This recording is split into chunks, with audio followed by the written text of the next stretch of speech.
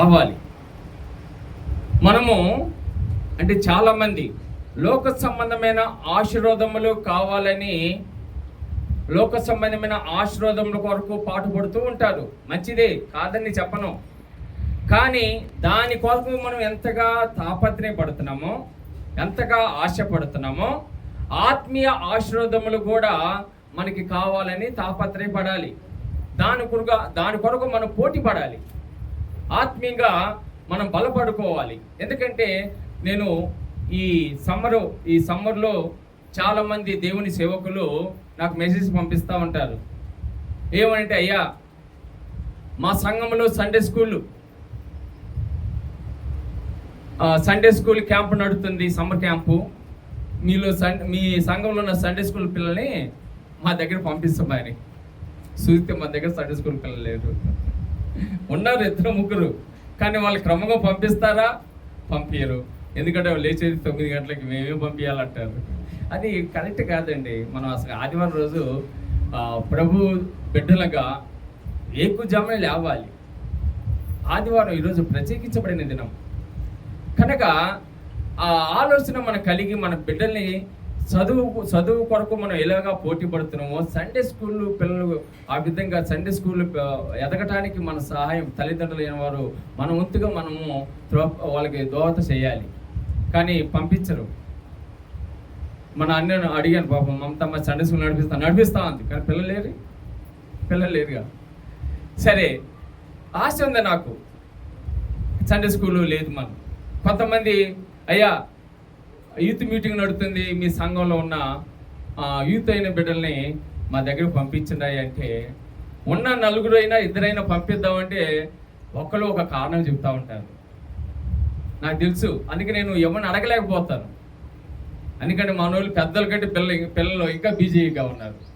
కనుక ఏమని అడగాలి? అది పలానా చోట యూత్ మీటింగ్ జరుగుతుంది, అది ఎంత ఆశీర్వాదమో తెలుసు అసలుకి పిల్లలకి. ఆ విధంగా మన సంఘము చాలా వెనకబడిపోయింది. ఉన్న కొంచెం దాంట్లోనే నమ్మకంగా మనం ఉన్నాము, కొంచెం దాంట్లోనే పరిపూర్ణత కలిగి ఉన్నాము, నమ్మకంగా మనం కొనసాగించుకుందామంటే సహకారం లేదు. అదే నా బాధ. ఒక సంఘ కాపురిగా నేను బాధపడుతున్నానంటే దేవుడు ఎంతగా బాధపడతాడు ఒకసారి ఆలోచన చేయండి. అందుకే ఎవరిని అడిగితే, అయ్యా మా బిడ్డలు సమ్మర్ కదా, సమ్మర్ ఊళ్ళకి వెళ్ళిపోయారని చెప్పి బాధ వస్తుంది. 1-2 వెళ్ళారు అనుకోండి, వెళ్ళినప్పుడు అది ఆశ్రయం చేసుకొని చెప్తాడు. అబద్ధం చెప్పను, లేదంటే లేదని చెప్తాను. అయితే ఏదైనప్పటికీ ప్రియ దేవుని బిడ్డలారా, మనం విశ్వాసులుగా మనము పరిపూర్ణత కలిగి ఉండాలి. పరిపూర్ణత, దేవుడికి ఏది తక్కువ కాకూడదు. దేవుడికి ఏది తక్కువ అయితే, మనకి ఏదైనా మనకి తక్కువైతే ఆ వెలితిగానే కనబడుతూ ఉంటుంది మన కుటుంబంలో. ఆ వెలితిగానే ఉంటుంది. కానీ ఆ దేవుడు పరిపూర్ణమైన దేవుని సన్నిధిలో మనం పరిపూర్ణంగా ఆశీర్వాదాలు పొందుకోవాలంటే పరిపూర్ణంగా మనం కూడా ఉండాలి అన్న గ్రహింపు సంఘంలో ఉండాలని ఆశపడుతున్నాను. దేవుని స్తోత్రం, హల్లెలూయా. మనం విశ్వాసులమే. ఎవరు మనము? విశ్వాసులమే, భక్తి పరులమే మనము. ఎవరు? మనకున్న భక్తి ఈ లోకంలో ఎవరికి ఉండకూడదండి. దేవుని స్తోత్రం, హల్లెలూయా. ఎవరికి ఉండకూడదు అంతే. ఎందుకంటే మనం విశ్వాసం అంటే ఏంటో తెలుసా? ప్రభు ఏది చెప్పాడో ఆ చెప్పిన మాట ప్రకారంగా జీవించటం విశ్వాసులు అంటే. ప్రభు ఏది చెప్పాడో, మనకి ఏది అయితే దేవుడు మాట్లాడాడు మనతో, ఇదిగో నేను ఏర్పాటు చేసుకున్న బిడ్డల్ని, చదువుకున్న వాక్యంలో అదే వాక్యం ద్వారా దేవుడు మనతో మాట్లాడటానికి సిద్ధంగా ఉన్నాడు. ఇప్పుడు మనము భక్తి పరులుగా ఉండవలసిన మనము భక్తిహీనులుగా ఉండకూడదు. భక్తిహీనులు అంటే ఏంటి? భక్తిహీనులు అంటే ఏదమ్మా? వాళ్ళ భక్తి ఉంటుంది. ఏముంటుందమ్మా? భక్తి ఉంటుంది. కానీ భక్తి ఉన్నప్పుడు ఆ భక్తిని వ్యక్తపరచుకోవటానికి సమయం వచ్చినప్పుడు, ఆ వ్యక్తపరచుకోలేని స్థితిలో మనం ఉన్నప్పుడు అది భక్తిహీనత. దేవుని స్తోత్రం, హల్లెలూయా. అది భక్తిహీనత అంటారు. భక్తులమే కానీ పరిపూర్ణ భక్తి లేదు మనకి. ఎవరైతే సన్నగిల్లిపోతాడో వాళ్ళ విశ్వాసంలో పరిపూర్ణమైన ఆరాధన ఉండదు, పరిపూర్ణమైన స్తుత్యాగము ఉండదు, పరిపూర్ణమైన ప్రార్థన ఉండదు, సంఘములో పరిపూర్ణంగా ఆరాధించుకోలేక వెనకపడిపోయే వాళ్ళని భక్తిహీనులు అంటూ ఉంటారు. ఆ విధంగా మనం ఉండకూడదు. ఇప్పుడు శక్తిహీనులు అంటారు. శక్తిహీనులు అని ఎవరంటారు? శక్తి ఉంటుంది, కానీ ఆ పని చేయటానికి సరిపోయినంత శక్తి లేదు, నడవటానికి సరిపోయినంత శక్తి లేదు, మనము చేసుకునే పనులకి సరిపోయిన శక్తి లేదు. వాళ్ళు ఏమంటారు? శక్తిహీనులు అంటారు. అదేవిధంగా భక్తి ఉంటుంది, కానీ పరిపూర్ణమైన భక్తి లేని వాళ్ళు భక్తిహీనులు అంటారు. కనుక ప్రియ దేవుని బిడ్డలారా, ఆ భక్తిహీనత ఉండకూడదంటే దేవుడు ఈరోజు సెలవిస్తున్నాడు. దేవుడి యొక్క వాక్యములో పరిపూర్ణమైన హృదయ ధ్యానము చేస్తూ దేవుని యొక్క నామములో నా వాక్యాన్ని ఉంచుకొని వాక్యం ప్రకారంగా నెమరు వేసుకుంటూ జీవించండి. అప్పుడు మీకు నేను పరిపూర్ణమైన భక్తి కలిగిస్తాను. దేవుని స్తోత్రం. హల్లెలూయా. ఓ ప్రియ దేవుని బిడ్డలారా, ఇక్కడ చదవబడిన వాక్యం బాగులేదు. దేవుడు అంటున్నాడు, నువ్వు మామూలు కాదంట, మీరు ప్రత్యేకించబడిన వారు అంటే అండి. దేవుని స్తోత్రం. హల్లెలూయా.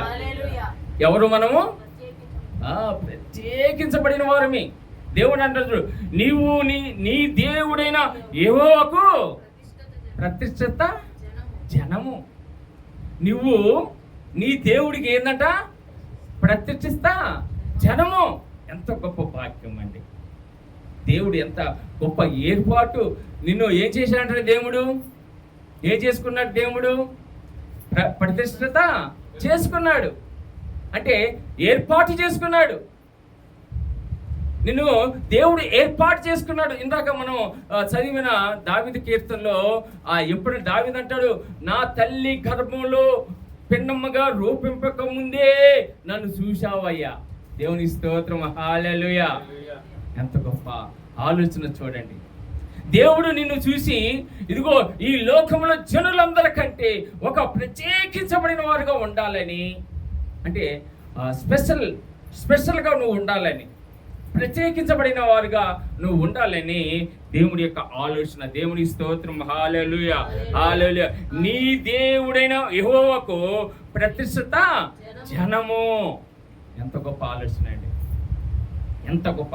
నీకు ఒక ప్రత్యేకమైన గుర్తింపు దేవుడిలో ఉందండి.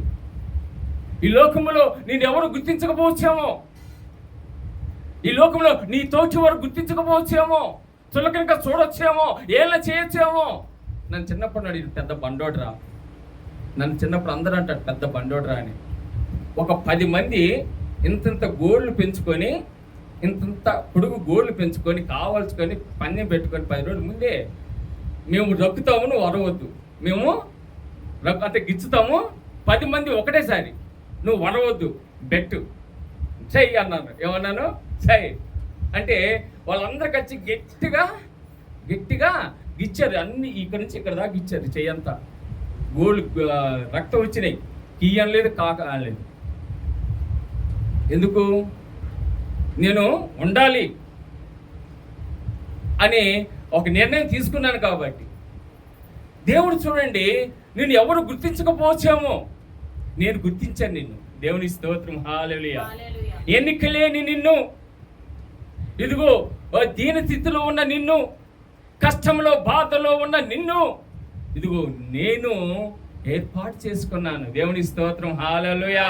హల్లెలూయా. నిన్ను ఏర్పాటు చేసుకున్న దేవుని నేను, నిన్ను ఏర్పాటు చేసుకున్న దేవుని నేను. ఎందుకో తెలుసా? కింద లైన్లో అంటారు చూడండి, నీ దేవుడైన యెహోవా భూమి మీద ఉన్న సమస్త జనముల కంటే నిన్ను ఎక్కువగా, ఏందమ్మా? సమస్త జనముల కంటే, సమస్త ఈ లోకములో ఉన్న జనుల కంటే, ఇంకొక మాట చెప్పాలంటే ఈ భూప్రపంచంలో ఉన్న జనుల కంటే నిన్ను నేను ఏర్పాటు చేసుకున్నవాడిని. హల్లెలూయా. హల్లెలూయా. ప్రత్యేకించబడుచుకున్నా నేను. ఇదిగో ఈ లోకములో, ఈ పాప లోకములో నువ్వు జీవించకూడదు, ఈ పాపంలో నువ్వు పడిపోకూడదు. ఇదిగో ఈ లోకములో ఎంత కాలంలో నువ్వు ఉండకూడదు. నిన్ను ప్రత్యేకపరుచుకున్నాను. ఈ భూమి మీద ఉన్న సమస్త జనముల కంటే నేను ఎక్కువగా ఎంచి నేను తన స్వకీయ జనముగా ఏర్పాటు చేసుకున్న ఇశ్రాయేల్ ప్రజలతో దేవుడు మాట్లాడుతున్నాడు. ప్రియ దేవుని బిడ్డలారా, ఇశ్రాయేల్ ప్రజలంటే ఈ మనకు సాదృశ్యము, ఈరోజు మనకి సాదృశ్యము. దేవుడు మనతో మాట్లాడుతున్నాడు. ఈరోజు దేవుడి యొక్క సన్నిధిలో ఉన్న నువ్వు, ఈరోజు నేను ప్రత్యేక పరుచుకున్నాను. ఈరోజు దేవుని యొక్క మందిరంలో స్తుతిస్తున్నావు అంటే, దేవుని మందిరంలో నువ్వు ఆరాధిస్తున్నావు అంటే, దేవుని సన్నిధిలో ఉన్నావు అంటే నిన్ను నేను ఏర్పాటు చేసుకున్నాను, ప్రత్యేకపరుచుకున్నాను నిన్ను. దేవుని స్తోత్రం. హల్లెలూయా. ఎప్పుడైనా గుర్తించావా నీ ప్రత్యేకత? నేను ఏర్పాటు చేసుకున్న దేవుడు ఎంత గొప్పవాడో తెలుసా? నేను ఏర్పాటు చేసుకున్న దేవుడు ఎంత గొప్పవాడో తెలుసమ్మా? నేను ఏర్పాటు చేసుకున్నవాడు ఏమన్నా ముష్టివాడు కాదు, అడుక్కునేవాడు కాదండి. నేను ఏర్పాటు చేసుకున్నవాడు అడుక్కునేవాడు కాదు. నేను ఏర్పాటు చేసుకుంది ఉన్నతమైన, సర్వోన్నతమైన, సర్వశక్తి గల శ్రీమంతుడైన దేవుడు నేను ఏర్పాటు చేసుకున్నాడు. హల్లెలూయా, హల్లెలూయా. నేను ఏర్పాటు చేసుకున్నాడు దేవుడు. ఈరోజు ఈ దేవుని కృప వల్ల నేను జీవించి దేవుని మందిరములో, అందుకే దావీదు అంటున్నాడు, ఏమంటున్నాడు? నేనైతే దేవుని మందిరములో పచ్చని ఒలివ చెట్టు వలె ఉన్నాను. అబ్బా, ఎంత గొప్ప వాక్యం అండి. నేనైతే, నాకు అందరితో సమానం. నేను నా దేవుని సన్నిధిలో పచ్చని ఒలివ మొక్క వలె దేవుని యొక్క కృప పొందుకొని దేవుని స్తుతించాలి. హల్లెలూయా, హల్లెలూయా. నేనైతే, ఎంత గొప్ప భాగ్యము. ఎందుకో తెలుసా? దేవుడు మనని ప్రత్యేకించబడుచుకున్నాడండి. ఈరోజు నన్ను దేవుడు ప్రత్యేకించబడుచుకున్నాడు. ఈ జనుల కంటే ఈ లోక సంబంధమైన వ్యాధులు కలగకుండా, ఈ లోక సంబంధమైన కష్టాలు రాకుండా, ఈ లోక సంబంధమైన పాపం అంటకుండా నేను ప్రత్యేకించబడుచుకున్నాడు దేవుడు. దేవుడి స్తోత్రం. హల్లెలూయా. ప్రత్యేకపరుచుకున్నాడు దేవుడు. ఎంత గొప్ప భాగ్యము. ఏ రోజున గుర్తిరిగావప్ప నేను ఎంత గొప్ప భాగ్యవంతునని. గొప్ప భాగ్యవంతులు మన దేవుని స్తోత్రం. హల్లెలూయా, హల్లెలూయా. ప్రియ దేవుని బిడ్డలారా, చూడండి, దేవుడు ఏర్పాటు చేసుకుంటే వాళ్ళకి ఏమైనా తక్కువ ఉంటుందండి? ఏమి తక్కువ ఉండదు. ఏమైనా తక్కువ ఉంటుందా? నేను చిన్న 5th క్లాస్ నుంచి హాస్టల్లో ఉన్నాను. మా తల్లిదండ్రులకు దూరం అయ్యి 5th క్లాస్ నుంచి 10th క్లాస్ దాకా 5 సంవత్సరాలు మా తల్లిదండ్రులకు దూరంగానే ఉన్నాను. హాస్టల్లో ఆకలి వచ్చినప్పుడల్లా అన్నం దొరికిద్దండి? దొరికిద్దా? దొరకదు. కడుపు మార్చుకోవాలి. కడుపు మార్చుకుంటు వాళ్ళు ఏ టైంకి పెడతారు ఆ టైంకే. అందులో పొద్దున్నే నాస్తా పెడతారు. ఫుల్ బెటర్ నాస్తా అంటారు. అంటే ఏంది? అద్దలో పావు భాగం, ఫుల్ అర్ధ భాగం కూడా కాదు, అద్దలో పావు భాగం పెడతారు. అది తిని మధ్యలో క్లాసులో కడుపు పేగులు అరుతూ ఉంటాయి. ఆకలి. కానీ ఇంట్లో అయితే అమ్మ ఆకలి వచ్చింది మమ్మీ అనగానే పాపం తల్లి గబగబ ఏదో ఒకటి వాళ్ళ కోసం చిత్తపరుస్తూ ఉంటారు. అంతకంటే ఎక్కువగా నేను దేవుడు ప్రత్యేకించబడుచుకున్నాడు. దేవునికి కావాల్సింది సమకూర్చడానికంట. హల్లెలూయా. ఈ లోకంలో తల్లిదండ్రుల కంటే ఎక్కువ ప్రేమ దేవుని ప్రేమ. తల్లిదండ్రుల ప్రేమ కంటే ఎక్కువ ప్రేమ దేవుడి యొక్క ప్రేమ. ఆ ప్రేమ పంచటానికి దేవుడు ప్రత్యేకపరుచుకున్నాడండి నిన్ను. దేవుని స్తోత్రం. హల్లెలూయా. మాకు నెలకు ఒక సబ్బు ఇస్తారండి, ఒంటి సబ్బు. బట్టల సబ్బు కూడా అంతే ఇస్తారు, నెలకు ఒకటి ఇస్తారు. ఒకసారి మాకు నీళ్ళు రానప్పుడు ఏ కాలువ ఏ చెరువు చూసుకోవాలి, స్నానం చేసుకోవాలంటే హాస్టల్కి పోయి మాకు పక్కన కొంచెం నందికొండ కాలువ అని ఇప్పుడు నీళ్ళు రావట్లేదు. అప్పుడు మా చిన్నతనంలో బాగా వచ్చాయి నీళ్ళు. బస్ స్టాండ్ పక్కన ఉంటుంది, ఎనకొండ బస్ స్టాండ్ పక్కన ఉంటుంది లైన్లో. అయితే అక్కడికి వెళ్ళేవాళ్ళని స్నానాలు చేయడానికి. అని మేము పిల్లలు కదా, రుద్దుకుంటే సబ్బుదారులు జారిపోయేది, కొట్టుకుపోయేది, మాకు దొరకదు. ఎంతసార్లు ఎతికినా కానీ అది ఉండేది కాదు. ఇంకా తర్వాత వాటికి వచ్చి చెప్తే వాడు తిట్టుకొని తిడతాడు మమ్మల్ని. ఇంకా బుద్ధి లేనివాడా, తెలియలేనివాడా, జాగ్రత్తగా ఉండకూడదా, అది ఇది. ఎందుకంటే తిడతాడు కానీ మళ్ళీ సబ్బియుడు. ఆ సబ్బు బదులు సబ్బియుడు మాకు ఏమియడమ్మా, సబ్బియుడు తిడతాడు. మళ్ళీ తిట్టి సబ్బిస్తే బాగుండు. ఇంకా ఆ నెలంతా ఒకవేళ ఫస్ట్ 2-3 తారీఖులు పోయిందనుకో, మళ్ళీ 2-3 తారీఖులు వచ్చిన దాకా సబ్బు ఉండదు. ఆ నీళ్ళ మునిగి రావాల్సిందే మేము. అందుకే చిన్న హాస్టల్లో చర్మానికి సంబంధించిన గజ్జి, దురద, తామర ఇలాంటివి వస్తామంటే అంటే అదే ఇంట్లో తల్లి అయితే ఊరుకుంటారా? తల్లి ఎంత తల్లి ప్రేమ తండ్రి యొక్క ఆదరణ ఎంత గొప్పగా ఉంటుంది. దేవుని యొక్క ఆదరణ, ఆయన ప్రేమ దానికంటే ఎన్నో రెట్లుగా ఉంటుంది. దేవుని స్తోత్రం, హల్లెలూయా. నిన్ను ఆదరించటానికి, నిన్ను ప్రేమించడానికి దేవుడు నిన్ను ప్రతిష్ఠితగా జనముగా ఏర్పాటు చేసుకున్నాడు, ప్రత్యేకపరుచుకున్నాడు దేవుడు. దేవుని స్తోత్రం, హల్లెలూయా. దేవుడు నిన్ను ప్రత్యేకపరుచుకున్నాడండి. అందుకే దేవుని బిడ్డలారా, దేవుని సందులో మనము ఇదిగో ఎందరూ దేవుని అంగీకరించుద్దరో వారందరూ ధన్యులు అంటాడు దేవుడు. ఏమంటాడమ్మా? వారందరూ ధన్యులు అంట. దేవుని స్తోత్రం. మనందరము ధన్యులమే. ఆ ధన్యతలో నిరంతరము దేవుని యొక్క కృప ద్వారా మనం ఎదుగుతూ ఉండాలి. దేవుని యొక్క బిడ్డలుగా, దేవుడు ఏర్పాటు చేసుకున్న బిడ్డలుగా దేవుని యొక్క ఆత్మశక్తి ద్వారా మనము ఎదుగుతూ ఉండాలి. అందుకే నిర్గమకాండలో ఒక మాట అంటారండి, చాలా అద్భుతంగా ఆ మాటని జ్ఞాపకం చేసుకుంటూ నిర్గమకాండము 3వ అధ్యాయము 7వ వచనం. 3వ అధ్యాయము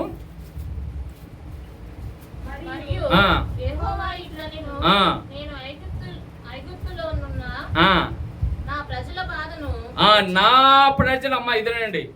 దేవుడు మొదటగా ఏం చేసుకున్నాడమ్మా? మొదటికి ఏం చేసుకున్నాడు చెప్పండి? ప్రతిష్ఠ జనం. అంటే ప్రత్యక్షపరుచుకున్నాడు దేవుడు నిన్ను. అంటే ఈ లోకముల నుండి నిన్ను ఏం చేశాడు? ప్రత్యేకపరుచుకున్నాడు. పరుచుకున్న జనములకి దేవుడు ఏమంటాడు చూడండి. ఆ జనముతో దేవుడు ఏమంటున్నాడు చూడండి, చదవండి అమ్మా.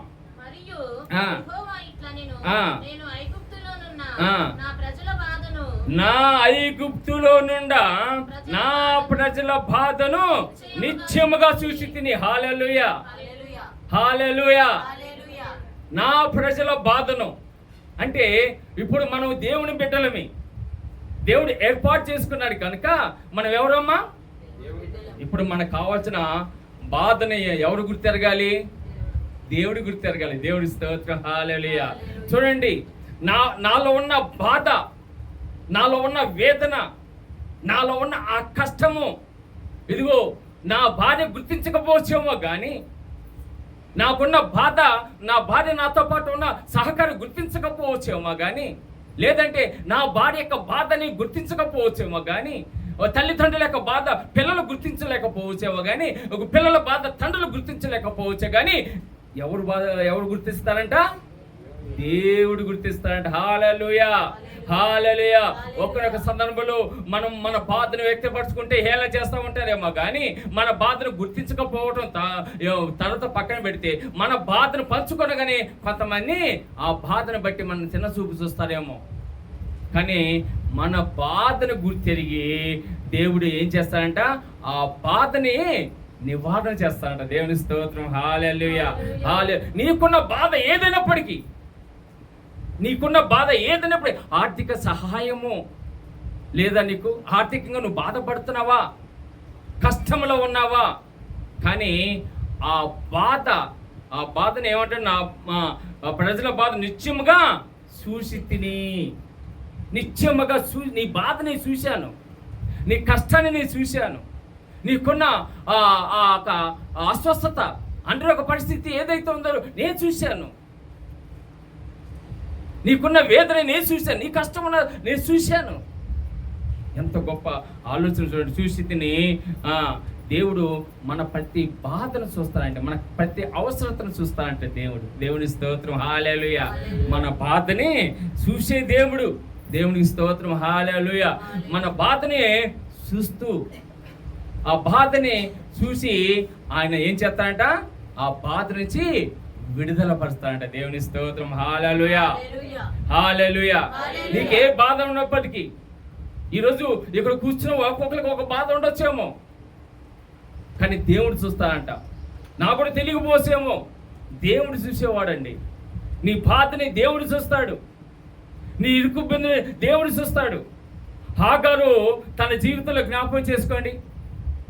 పాపం అబ్రాహాముకి శారాకి సంతానం లేనప్పుడు శారా ఒక ఆలోచన చేసింది. అయ్యా, మనకున్న దాసితో మీరు వెళ్ళండి, అని వివాహం చేసుకొని ఇదిగో ఒక సంతానం కనండి, మనకు వంచ దొరకని కనండి అని ఆలోచన చేసింది. ఆ దాసి యజమానుడు తాళి కట్టిన ఊరుకుంటాడమ్మా?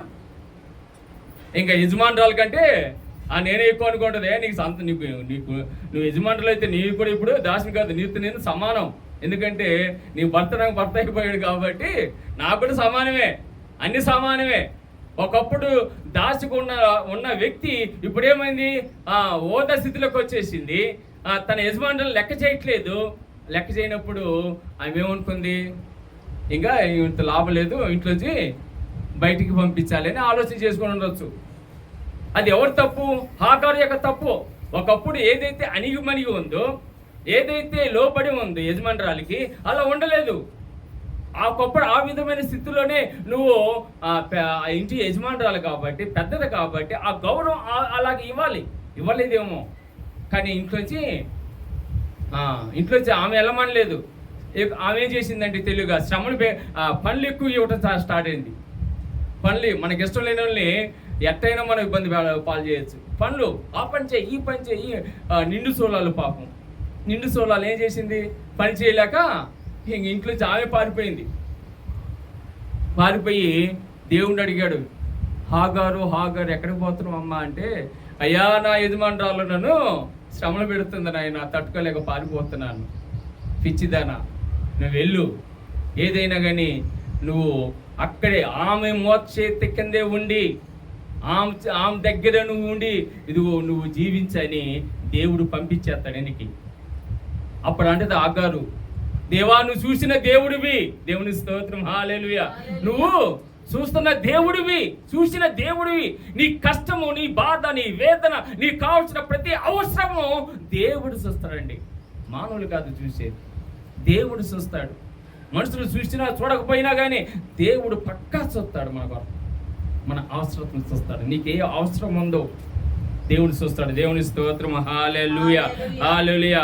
ఆ ప్రజల బాధను నిత్యముగా చూసి తిని దేవుడు ఏం చేస్తాడమ్మా, చూస్తాడు. చూసి ఊరుకుంటాడా? తన ప్రజలకు చూసి ఊరుకుంటాడా? తన ప్రజలకు ఏమిస్తాడో చాలా వాక్యాలు రాసుకుని చమ్మి సరిపోవట్లేదు. సరే, ఒకే వాక్యం చెప్పి ముగిస్తాను. దావీదు కీర్తన 29వ కీర్తన 11వ వచనం.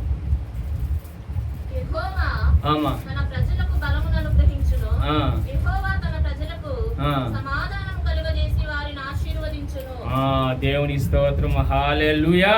గట్టిగా హల్లెలూయా. యెహోవా తన ప్రజలకి, ఎవరికమ్మా? మొదటగా దేవుడు మన్ని తన ప్రజలుగా ఏర్పాటు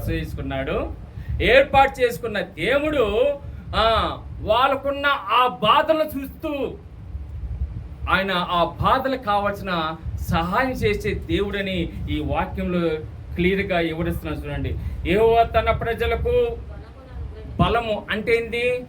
బలము లేదు, ఏం లేదమ్మా, బలము లేదు. బలహీనత కలిగి ఉన్నాం మనం, శక్తిహీనత కలిగి, ఇందాక చెప్పాను, శక్తిహీనత, బలహీనత కలిగి ఉన్న మనకి దేవుడు ఏం ఇస్తాడంట? బలమును అనుగ్రహిస్తాడంట. దేవుని స్తోత్రం, హల్లెలూయా. ఆ బలమే నిన్ను ఆశీర్వదించేది. దేవుని స్తోత్రం, హల్లెలూయా. ఆ బలమే నిన్ను దేవుళ్ళకి నడిపించేది. ఆ బలం ద్వారా దేవుడు నిన్ను స్థిరపరచుకుంటాడు. నీకు ఆ బలహీన సమయము, ఇదిగో దేవుడు ఎదగకుండా ఏదైతే బలహీనపరుస్తుందో ఆ బలహీన పరిస్థితి దాన్ని నీ జీవితంలో లేకుండా చేసి నిన్ను దేవుడు బలపరుస్తాడు. హల్లెలూయా. ఆర్థికంగా నువ్వు ఉండి ఇదిగో దేవుని స్తుతించిన ఆశతో ఉంది. నేను ఒకప్పుడు చదువుకుంటప్పుడు మా నాన్నలు పనులకి వెళ్ళేవాళ్ళు. నేనే స్కూల్కి వెళ్ళి వచ్చి మా నాన్నకు వంట చేసి పెట్టాలి. సాయంత్రం పూట అన్నం, కూర వండలేం కానీ అన్నం చేసి పెట్టాలి. అన్నం చేసేయాలంటే అప్పుడు పెద్ద ప్రాసెసింగ్ అంటే, ఇప్పటిలాగా లటకిన సంచులో బియ్యం ఉండవు. ఒడ్లు దంచుకోవాలి. స్కూల్కి పోయి ఒడ్లు దంచి ఎప్పటికీ ఈ నైట్కి ఉండాలి, రేపు పొద్దునకు ఉండాలి. బియ్యం దంచి వాటిని ఆ పక్కన లేడీస్ ఉంటారు, ఎవరో చిన్న ముసలి వాళ్ళని పట్టుకొని చెరిగించుకొని వాటిని ఉడగట్టుకొని మళ్ళీ అన్నం వండి నేను పుస్తకం పెట్టుకొని ఏడుతూ ఉంటా, పొయ్యి దగ్గర కూర్చుంటాను, ఈ పుస్తకం పెట్టుకుని ఏడుతూ ఉంటా. పనిలో మీద ఉండి చదువుకుంటే ఏమైనా ఎక్కిద్ది అసలుకి చెప్పండి? దాని మీద దృష్టి ఉంచాలి. ఏడ్చుకుంటూ ఉంటా, రేపు ఎగ్జామ్ ఉంది, ఎలా రాయాలి, ఇక్కడేమో పొయ్యిలో కట్టెలు పెట్టాలి, మళ్ళీ పొయ్యిలో కట్టెలు కూడా మేమే తీసుకురావాలి, ఏరుకొని రావాలి, చాలా కష్టం. అయితే చూడండి నా బాధ, నా ఎంత ఇంకా అసలు చెప్పలేనమాట. మా చదువులు అందుకే కొనసాగలేదు సరిగా. అయినా కానీ దేవుడు నన్ను బలపరిచాడు. దేవుని స్తోత్రం, హల్లెలూయా. దేవుడు నన్ను విడిచిపెట్టాడా? బలపరిచాడు. ఇదిగో దేవుళ్ళో ఉన్న బిడ్డలకి, దేవుడు ఏర్పాటు చేసుకున్న వాళ్ళకి సమస్తమును కలిగిస్తాడంట. ఆమేన్, హల్లెలూయా. అందుకే ఇప్పుడు దేవుని బిడ్డలారా, మనకి ఏది తక్కువ ఉందో ఆ తక్కువ దాన్ని ఉన్నదానిగా చేసే దేవుడు. శూన్యముల నుంచి సమస్తము కలిగించే దేవుడు, సహాయం చేసే దేవుడు అండి. నీకు ఏ బలహీనత ఉందో నువ్వు స్తుతించలేకపోతున్నావా, ప్రభుని అడగాలి. ప్రభా, నువ్వు బలాఢ్యుడనే దేవుడు నా తండ్రి, నాకు సహాయం చేసి బలపరుచుకునే దేవుడు అండి. దావీదు చిన్న వయసు దావీదుది. ఇశ్రాయేలు ప్రజలకు గడగడలాడిస్తున్నాడు ఆ జానుభావుడైన గొలియాతు. ఎవరు పోయినా, ఎంత సైన్యం పోయినా కానీ ఆయన ఒక రోబో ఏ విధంగా మనుషులు పెట్టి ఇట్లా ఇసిరేస్తాడో అటు ఇసిరేస్తా ఉంటాడు. ఆయన ముందు ఎవరు నిలవలేకపోతున్నారు.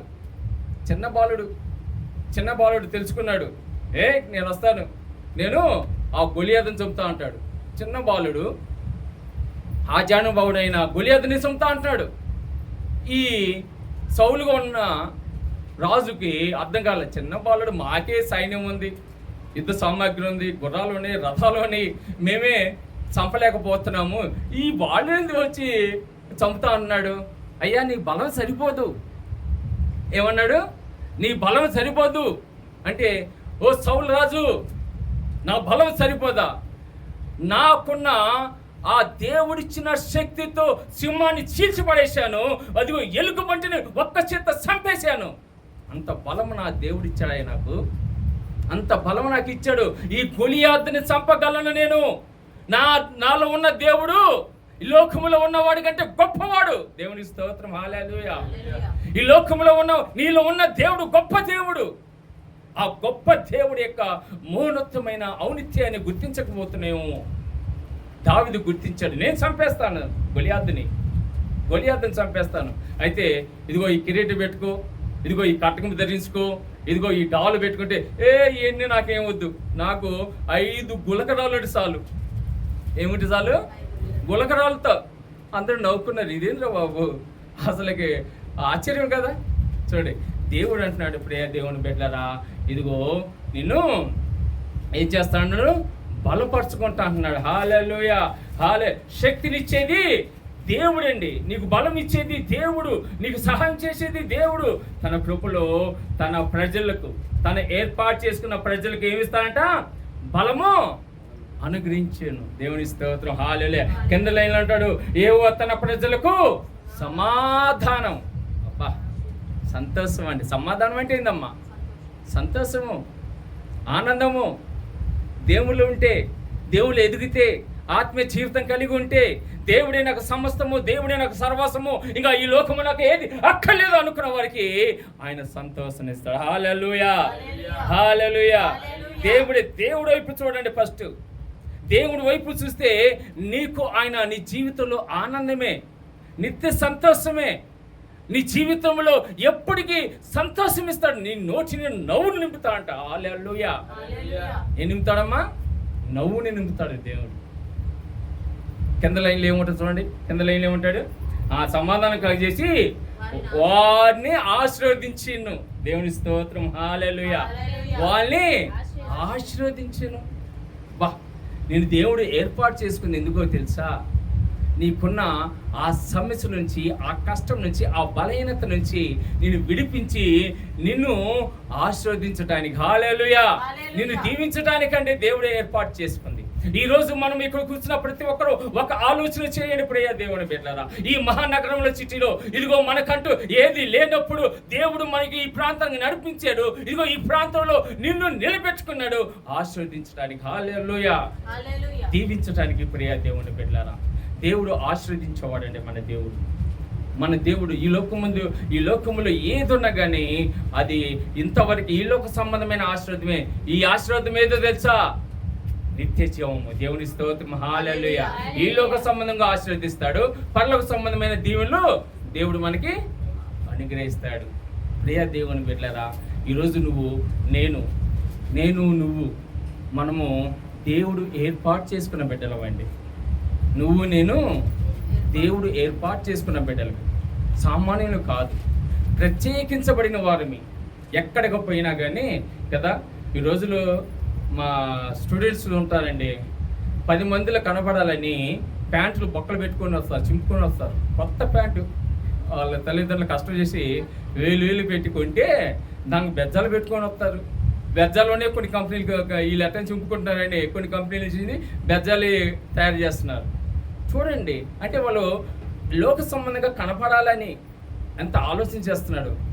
కానీ మనము ఆత్మీయంగా మనం ఎక్కడున్నా దేవుని బిడ్డగా ప్రత్యేకించబడిన వారుగా మనం ఉండాలి. దేవుని యొక్క వెలుగును చూడాలి మనం చూసినప్పుడు. ప్రభు యేసుక్రీస్తును చూడాలి నేను చూసినప్పుడు ఈ లోకము. అప్పుడే నీ జీవితం పరిపూర్ణంగా ఉంటుంది. నీకు దేవుడు బలం అనుగ్రహిస్తాడు, దేవుడు నీ జీవితంలో సంతోషం ఇస్తాడు, దాంతోపాటు ఆశీర్వాదమును ఇస్తాడు. దేవుని స్తోత్రం, హల్లెలూయా.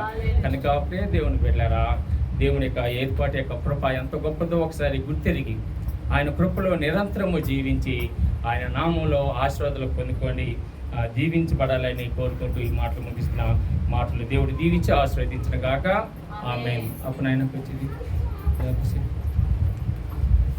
కళ్ళు మూసుకొని ఎన్నో వాక్యాన్ని బట్టి ఎవరు కాదు ఈరోజు ఎన్నో వాక్యాన్ని బట్టి ఒకవేళ నీకున్న దేవుడు నిన్ను ఏర్పాటు చేసుకున్నాడు ఉన్నతమైన స్థానంలో ఉంచడానికి. దేవుడు నిన్ను ఏర్పాటు చేసుకున్నాడు తన కృపలో.